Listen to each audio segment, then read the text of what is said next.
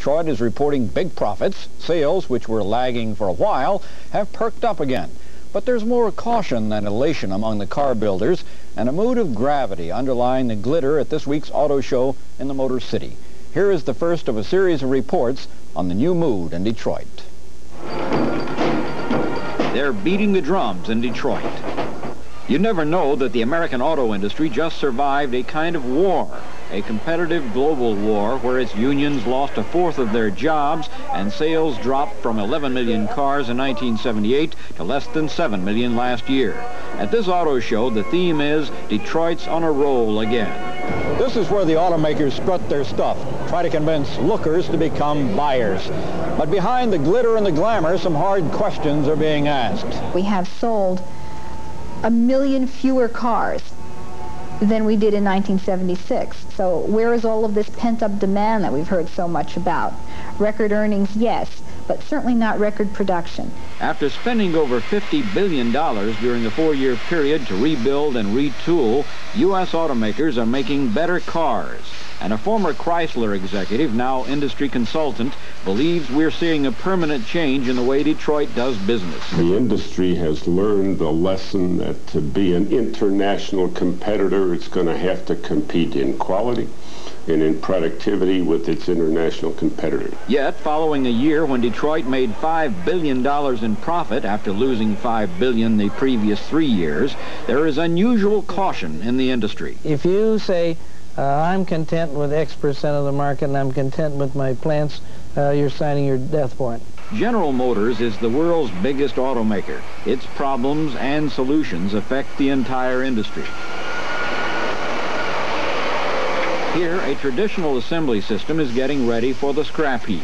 These lines will be shut down for 6 months next year. Workers will be laid off. The plant will be replaced by a new state-of-the-art operation using proven Japanese production techniques.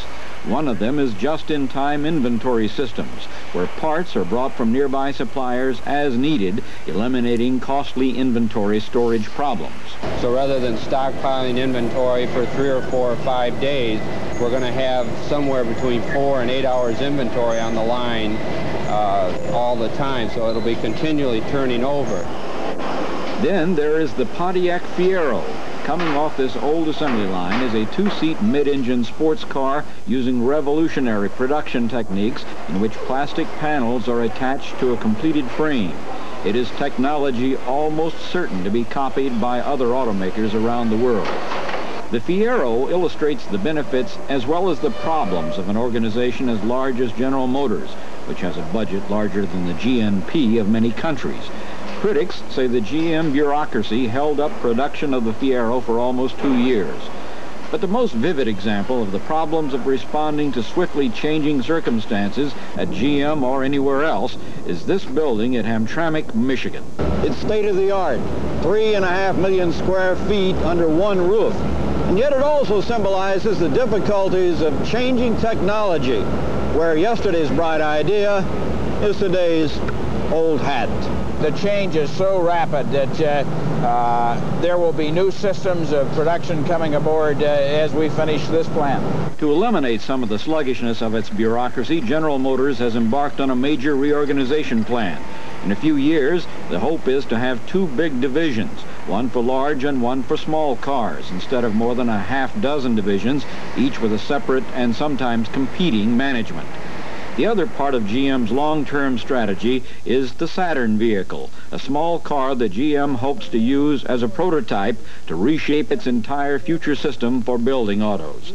A lot is riding on this small car effort. We have to build our own small car, and I'll tell you why, Rick. If we can't build a small car effectively in this country, we can't build a big one. The number 2 automaker, Ford, is also working to reposition itself in a global competitive war. 2 years in a row, the company lost $1 billion. Now it is concentrating on product quality and worker productivity.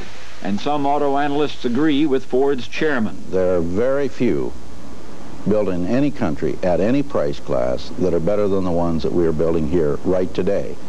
That's a dramatic turnaround. This plant in Louisville is a prime example of Ford's turnaround. Once a battleground of bad labor relations and a producer of some of the industry's most defect-riddled cars, it is now a symbol of the new Ford. Absenteeism is down markedly, and the vehicles made here are among the most defect-free built anywhere. Mr. Lee Iacocca. Chrysler's turnaround has been well documented, symbolized by this man and this vehicle. I predict that the Voyager and Caravan will be to the 80s what the Mustang car was to the 60s. The minivan will be a major factor in Chrysler's fortunes. In fact, some analysts believe the van could add $1 billion to Iacocca's bottom line during the year Chrysler has the market virtually to itself.